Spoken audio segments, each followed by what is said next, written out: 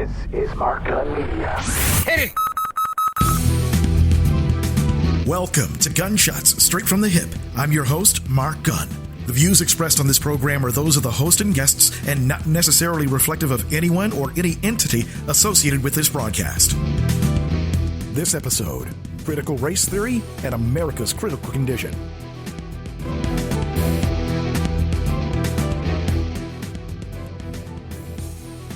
When it comes to the issue of race, America has always had a problem looking itself in the mirror when it comes to its own racist history.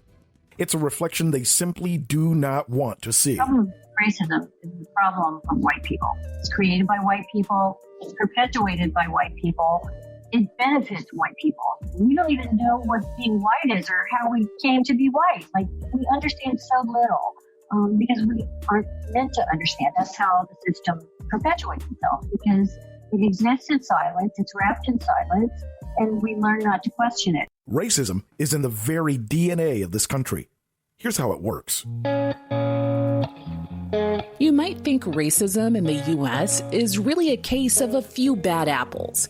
A racist cop here, a so-called Karen there, a leader of a white supremacist group. You know, people who deliberately hate. But we can't blame racism in America on just a few bad apples. Think of our nation's problem as more like an apple pie, with the racial injustice baked right into every aspect of our society. Meet Ebony and Emily, two American babies, one black, one white, born at the same time, same place, but Ebony will not get an equal slice of the pie, and that starts from birth. Because of her race, Ebony is 3 times more likely than Emily to die in the hospital as a newborn if her doctor is white. And once Ebony and Emily go to school, while both girls occasionally misbehave, studies show they won't face the same punishment. Ebony is 7 times more likely than Emily to be suspended, and 4 times more likely to be arrested on campus.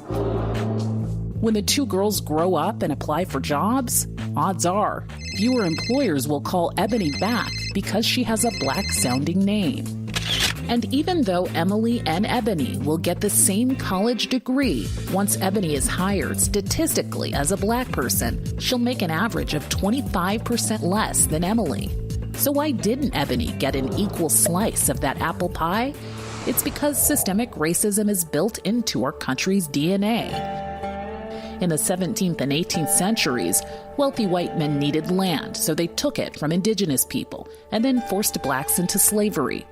To justify using blacks for free labor, the whites in power promoted a myth that blacks were inferior. And as Seattle-based author Ijoma Oluo points out, our nation's institutions, politics, and policies were designed against the backdrop of that money-driven lie that black people just weren't as worthy or as capable as whites. Our school systems were built around this. Our economic systems are built around this. Our government systems were built around this.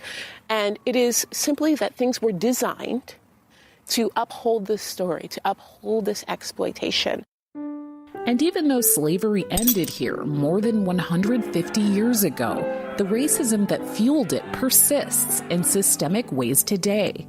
White Americans now hold 85% of this country's wealth. Black Americans, just over 4%, and Hispanics, just over 3%. People of color, people like Ebony, are statistically more likely to be impoverished, incarcerated, and face discrimination in healthcare. Emily may have her own barriers in life, but her skin color won't be one of them. It's not someone said, here's your wealth because you're white. Here's your status because you're white. It simply means that the barriers that we placed in front of people of color were not placed in front of you. Now, you may have a whole nother set of barriers, right? You may have barriers of disability, barriers of class, barriers of immigration status, so many other barriers that were placed in front of you. But acknowledging privilege is simply acknowledging if we also took that other set of barriers that we place in front of people of color, you would stumble even further. So even though you may not consider yourself a bad apple, a racist cop, a so-called Karen, or a member of an extremist group, Oluo says you may have played a role. even if you have the best intentions. Instead of this whole, let's all learn to be best friends and love each other, you can love someone of a different race and ethnicity and still actively participate in their oppression based on how you vote, based on what you bring up in your office meetings, based on where you spend your money. It's not too late to change the recipe of the most American apple pie. The biggest problem is that quite a few of them believe that, despite centuries of evidence, racism in America simply does not exist. Former Attorney General Eric Holder explained it brilliantly in 2009 when he called America a nation of cowards. One cannot truly understand America without understanding the historical experience of black people in this nation. Simply put, to get to the heart of this country, one must examine its racial soul. Though this nation has proudly thought of itself as an ethnic melting pot, in things racial, we have always been, and we, I believe, continue to be, in too many ways, essentially a nation of cowards. Though race-related issues continue to occupy a significant portion of our political discussion, and though there remain many unresolved racial issues in this nation, we, average Americans, simply do not talk enough with each other about things racial. It is an issue that we have never been at ease with, and given our nation's history, this is in some ways understandable. And yet, if we are to make progress in this area, we must feel comfortable enough with one another and tolerant enough of each other to have frank conversations about the racial matters that continue to divide us. But we must do more. And we in this room bear a special responsibility.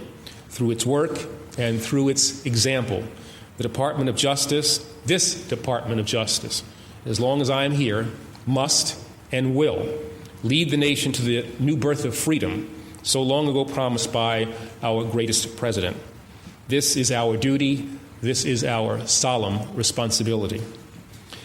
We commemorated 5 years ago the 50th anniversary of the landmark Brown versus the Board of Education decision.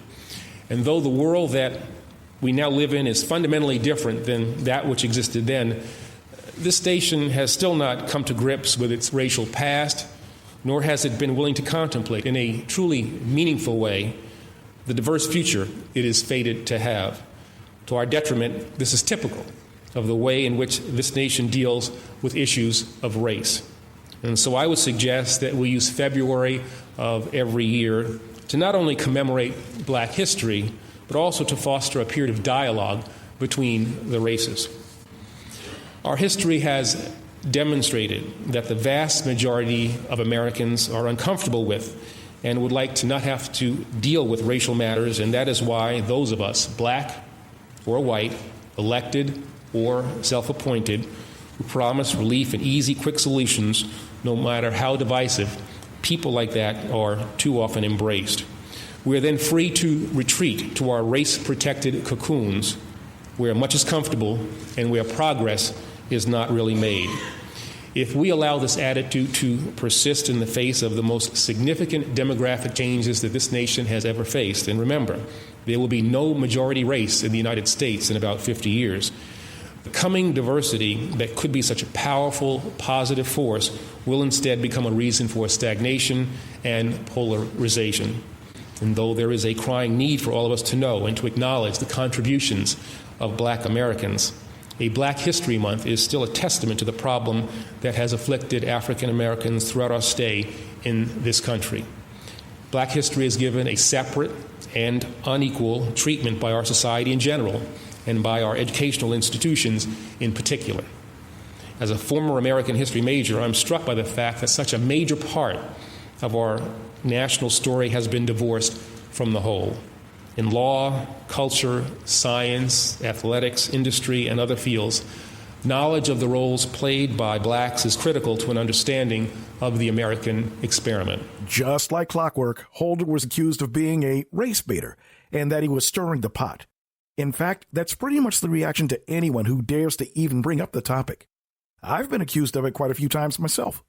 The other argument you often hear is that talking about race keeps up the division. Or, one of my favorites, we get accused of, quote, playing the race card. Freshly baked organic spelt, $10.95. Organic full cream milk, $5. Fair trade dark chocolate, $7. A cheeky grape, free. Excuse me? I was here first. No, I was here first. Race card? Priceless. Introducing the Race Card Platinum. Race Card Platinum, because everybody's equal, but some more equal than others. Ever since slavery ended, blacks in this country have been in a constant fight to gain true equality, and those efforts have been systematically stifled at every turn. Education continues to be at the very heart of what I call the Great White Lie. As they say, history is written by the victors, and the United States of America has been the victor quite a lot. For this reason, they've gotten to write most of their own history, and it tends to be quite positive and rather rosy, and full of little vignettes that make particular groups' pet theories look rather grand. However, the truth is that when victors write the history, they often leave out the unpleasant details and even insert little bits of propaganda. We're going to go over the truth of American history. The Emancipation Proclamation freed the slaves, and that was that. As far as many Americans are concerned, the Emancipation Proclamation freed the slaves and the sweet sound of freedom rang out across the land, and all was well, until those pesky Jim Crow laws came about. However, after the Emancipation Proclamation and before Jim Crow really got going, Congress passed the 13th Amendment, which officially outlawed slavery and freed the remaining people held in bondage, except those who had committed felonies and were slaves of the state, whose labor the state could sell as it wished. The Emancipation Proclamation only freed the slaves who were in states in open rebellion, which didn't even include every major slaveholding state, and overall accounted for only about 3/4 of the slaves in the country. While it was a big move, it was also only a presidential move that Lincoln could use because of the war, and it did not outlaw slavery or free all of the slaves. That would come later after the North beat the South soundly into the ground. According to what kids learn in this country, our history didn't begin until 1619, when the first kidnapped slaves landed in Virginia.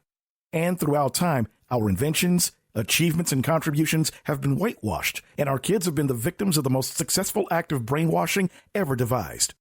In fact, at this very moment, politicians are engaged in a concerted effort to not only continue the Great White Lie, but to limit what can be taught about this country's racist history. Tennessee Republican State Representative Justin Lafferty is facing some pretty intense backlash after defending what's widely viewed as one of the most racist deals in U.S. history. I've heard referenced in here, as you all have, the Three-Fifths Compromise that was made long ago. Quick question for all of you. Pull out a piece of paper, write down why that compromise was reached. The Three-Fifths Compromise was a direct effort to ensure that southern states never got the population necessary to continue the practice of slavery everywhere else in the country. By limiting the number of population in the count, they specifically limited the number of representatives that would be available in the slaveholding states, and they did it for the purpose of ending slavery, well before Abraham Lincoln, well before a Civil War. That's not right. There's a quick history lesson for you here. Three-Fifths Compromise, 1787. Compromise agreed that for the purposes of representation, taxation, only 3/5 of a state's enslaved people would be counted toward its total population. It was called a compromise because there was this philosophical disagreement over slavery as the Constitution of the United States was being drafted. Slaveholding states wanted to exploit their slave population and gain as much influence in the new Congress as possible. And states that did not own slaves, they argued that the enslaved population should not be fully counted because they feared such representation would make the South too powerful. Now, the compromise eventually landed on counting 3/5 of the enslaved population. However, as time goes on and there's greater access to information, more black people have been recognizing the Great White Lie for what it is and have been waking up from their red, white, and blue-induced slumber. We no longer depend on the school system to learn our true history. We're getting to a point to where we're no longer dependent on white-owned media to tell our stories either. We're fighting racism in ways that, quite frankly, scare a lot of white people, and that's where this latest debate comes in. Critical race theory, or CRT, according to the Encyclopedia Britannica, is an intellectual movement and loosely organized framework of legal analysis based on the premise that race is not a natural, biologically grounded feature of physically distinct subgroups of human beings, but a socially constructed, culturally invented category that is used to oppress and exploit people of color. Critical race theorists hold that the law and legal institutions in the United States are inherently racist in as far as they function to create and maintain social, economic, and political inequities between whites and non-whites, especially African Americans. Dr. Imani Perry, professor of African American Studies at Princeton University, explains. The most straightforward way to explain critical race theory is to begin with the civil rights movement, right? So the victories of the movement, which we all know, are found in federal legislation, Civil Rights Act, Voting Rights Act, but also an anti-discrimination law, essentially laws that declared Jim Crow policies unconstitutional. So after that moment, we began to understand, of course, that Black people suffered many other forms of injury and had many systems of disadvantagement and inequality in their lives, right? And so legislatures and municipalities and organizations began to make specific efforts to target African Americans with programs to address current and past discrimination. And they faced a major conservative backlash. And the way that backlash was formed was saying, well, if you make programs to target the discrimination experienced by Black Americans and you don't include me, white person, then you are discriminating against me, right? And so they begin to attack programs like affirmative action and upward bound, et cetera. And the Supreme Court of the United States then really fails the civil rights movement by basically treating targeted programs to address racial inequality as the same form of discrimination as Jim Crow laws, right? That they are both are subject to immediate scrutiny, the strictest scrutiny.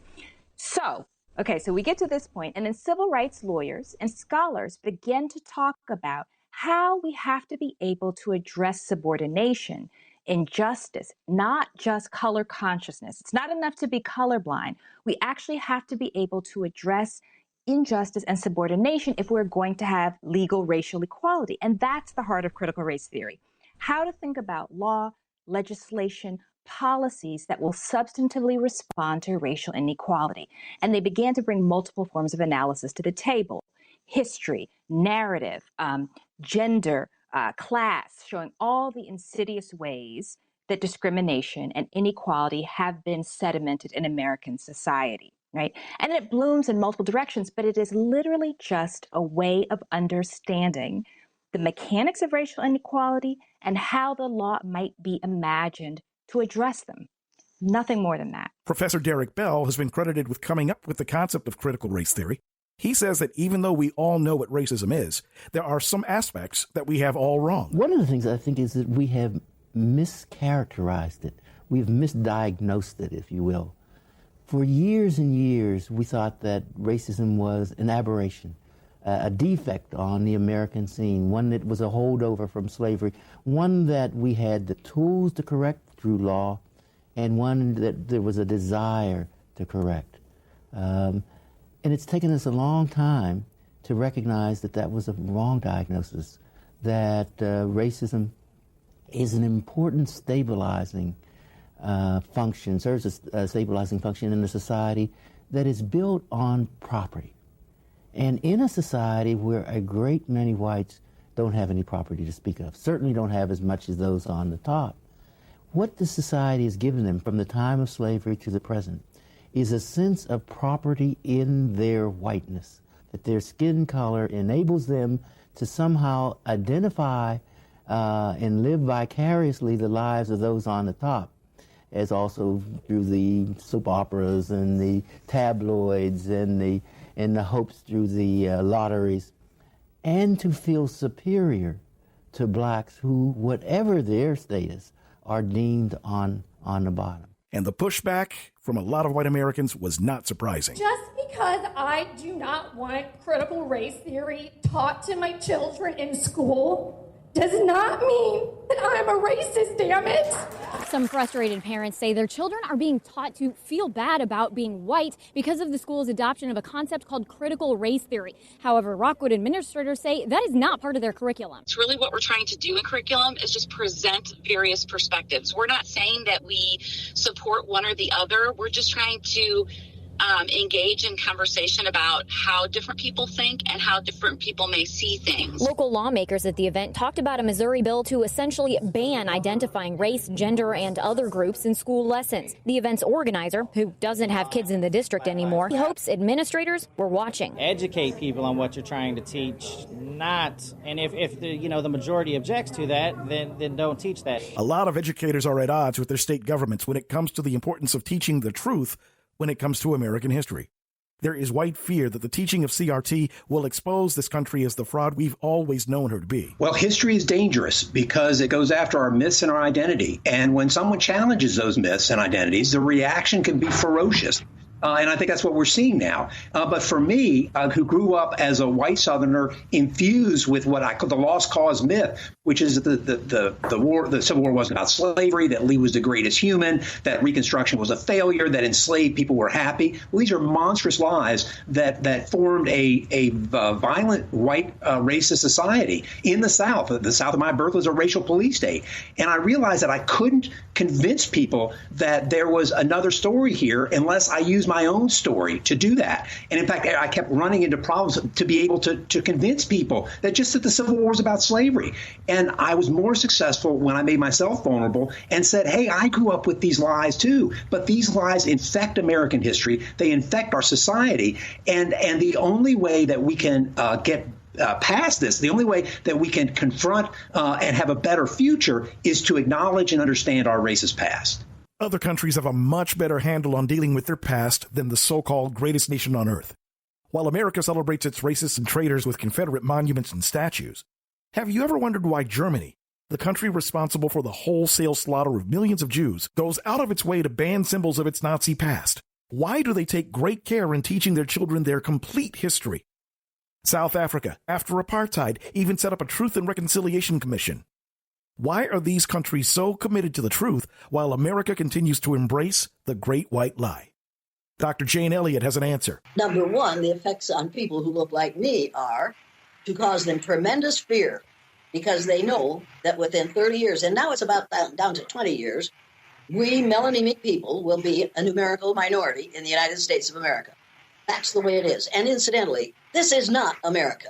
America is everything from the northernmost point of Canada to the southernmost point of South America, and we, in our arrogance, call it America, as if the 48 contiguous states, Alaska, Hawaii, and the islands off the southeastern coast of the United States are all that constitutes America. We've got to change our vocabulary. I'm an educator. Educators are engaged in the business of leading people out of ignorance. The Proud Boys, the Oath Keepers, that whole group of mostly white, fairly young men, most of them are old enough to know better, but too damn young to care. And you cannot solve things by saying to people, my mind's made up, don't confuse me with facts. And that's exactly what most of us are doing most of the time in this country right now. We want to pretend that what we have is what we have described.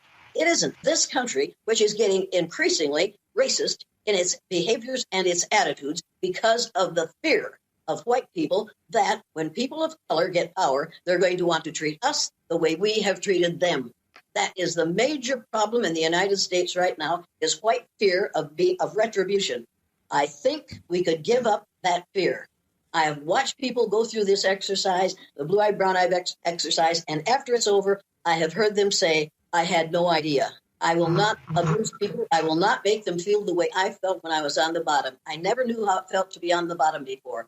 Now I found out how that feels. I will never do something that will make someone feel the way I felt for just an hour and a half. I think we have misjudged the intelligence and the humanity of a whole lot of people of color, and that's why we're afraid of them. The other fear in teaching critical race theory is that we as black people are finally correcting the mistake of letting others control the narrative when it comes to our history. It is incredibly threatening to white people to have history reframed not on their terms. As an acknowledgement that this country was built a large part by the backs of our ancestors. I believe that we make the mistake in allowing white folks to basically to sever American history. The mistake in severing American history from 1619 to 1863 is they then say, okay, then you have 12 years of Reconstruction, and then you have 1877 with the Great Compromise of 1876.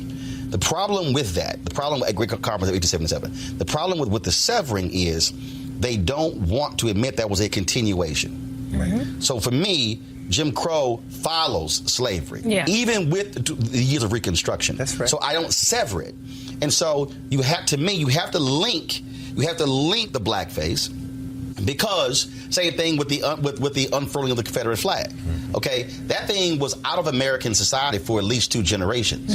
But when the Democrats chose to put civil rights in their plank in 1948, that's when the white Dixiecrats lost their mind, had their convention in Mississippi in 1948, and reintroduced the flag, the Confederate flag, to this country. So all the people who are running around the Confederate flag, that ain't from the Civil War. Oh, that's honoring our ancestors. No, it's from 1948. So all those things have to be tied together, and you also have to tie Angela Davis together, because the anger at the Black Freedom Movement, the anger at Black Panthers, the anger, all those sort of things, they all go together, and so they all are part of this continuum.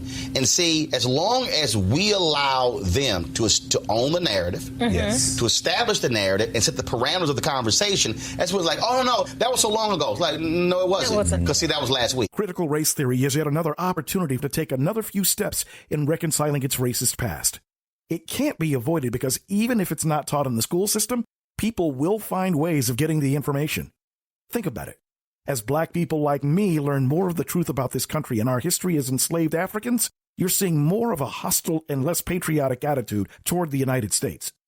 It's because of its continued embrace of the delusion that this is the shining city on the hill, and the continued denial of its ongoing atrocities.